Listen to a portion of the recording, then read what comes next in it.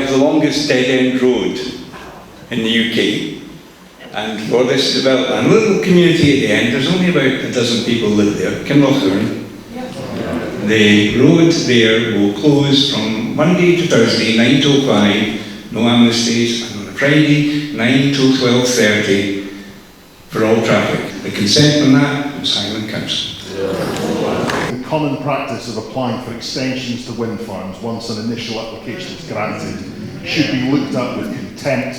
We also have the Highland Council themselves planning to store or rent space on the local airfield so that all of the developers can pay them to store the turbine components, only problem being that that is our only landing point for our emergency helicopter for the local hospital on the A87. We deserve safety in our communities. We deserve not to have our way of life trashed. They've scoped out your human health. They've also scoped out electromagnetic fields, radio frequency interference, major accidents and disasters, air quality and climate. They don't want to address it in their environmental impact assessments and their planning applications. When we were looking at this, we also came across something called cesium-137. I don't know if any of you have heard of that. What it was a fallout from Chernobyl. And it's in the peat. It's still in the peat. It's just about 30 centimetres down. And yet SSEN and no wind farm developer has to check if they're digging it up. We're here today, you're talking about a whole lot of bollocks. What the f*** is this? There's money and politics, and they don't give a care about the local communities that they're supposed to serve.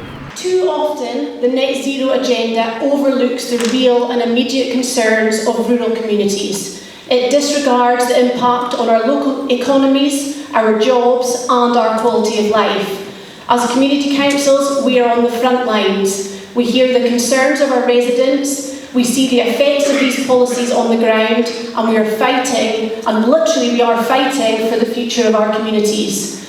In totality, the proposed Finn Island development threatens to change our village forever. But this is not about aesthetics, it's about our health, our safety and our way of life. Let us be clear, we are not against sustainability or progress. The progress must respect local voices, local needs and local circumstances.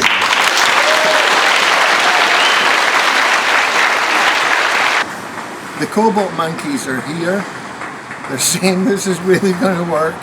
These devices are made from lithium, cadmium, zinc, poison, acids, and they come from a hole in Africa. And the children that are down there, like everywhere else on Skye, we face an unprecedented number of wind farm proposals, and we also are reeling from the government decision last week to push through the Skye overhead reinforcement line in the face of a clear objection from the Highland Council. We've already got SSEN and RJ McLeod boots on the ground, clearing forests, clearing tracks to build the substations for that line well in advance of any decision that was made, so it was obvious the contractors knew it was going to get passed. What we would like to see is a pause on all the wind farm and infrastructure developments across the Highlands, while somebody takes a strategic overview of what we need. You know, all the energy...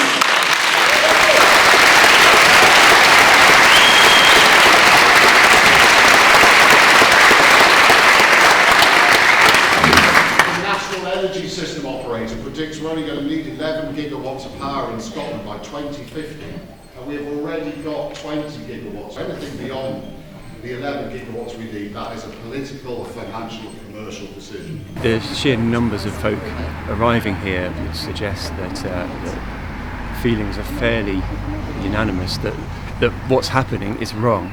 The sheer volume of recent and current applications do not always give us, as communities, the opportunity to fully review and respond to them in an appropriate and timeous manner. And the driver behind many of these initiatives appears to be greed and profit for companies rather than any...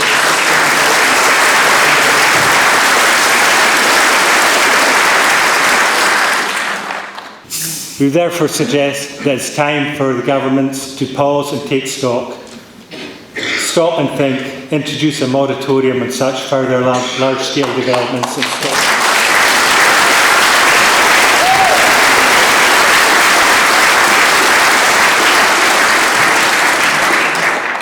Scottish Government elections are due to take place next year. If the currently elected politicians are going to continue to ignore us, maybe it's time for this and current groups to put forward our own candidates for election next year.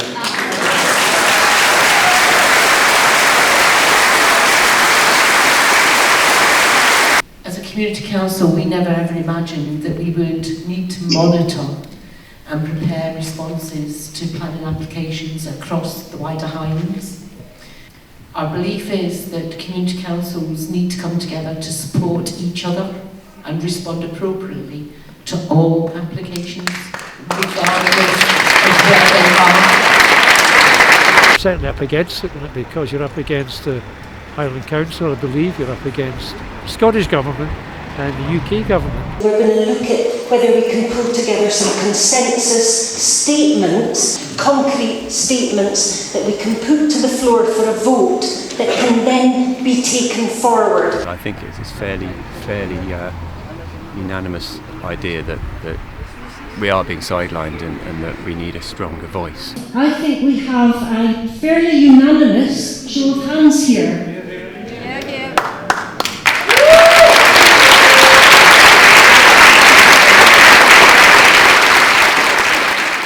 There's a unified statement, which is really important, so they know what they've agreed.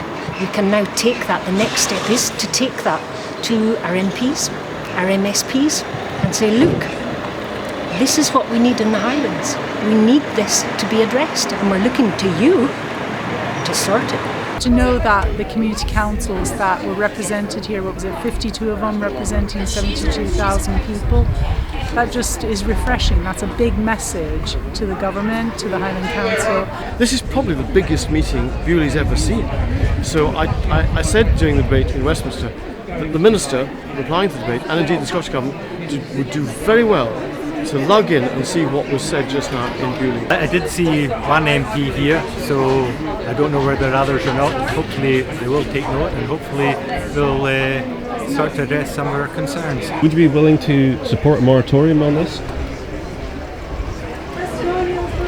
I don't think we were talking about a moratorium today. We were talking about... I missed that, sorry. Moratorium. The talk of a moratorium is symptomatic, I think, of people's discontent with the way the process is being followed. They feel they have no say in what's being proposed. And there was also a push today to have some sort of hold it for a moment and let's have a look at what we're talking about here. Everyone said we're not against, net zero. We understand the problem. But what I said in the debate in Westminster was that you've got to take people with you. The politicians are largely driven by this green net zero thing, and I think there's money involved. Clearly, there's lots of money involved, and when there's money in politics, then you get odd decisions. They're in the pockets of big energy companies. We know Kate Forbes is. I mean, she stands there as the ambassador to big energy companies. We know that the Scottish Government has said it wants to be a net exporter of renewables. It's on the face of it a laudable thing to want to do. But at what cost? To our own beautiful landscape and to our own way of life and our amenity here. One of these things poisons to hold the system forever. Who is actually benefiting from this? And I think that's a really important question that our elected members really need to start waking up to. For years and years, this has been built up and drip-fed into people's minds, into politicians' minds, that this is the only way that can happen. You just have to basically trash everywhere to save everywhere. But we know that that's not true. We want to know that we're not being subjected to an unjust or an unfair industrialisation of the Highlands.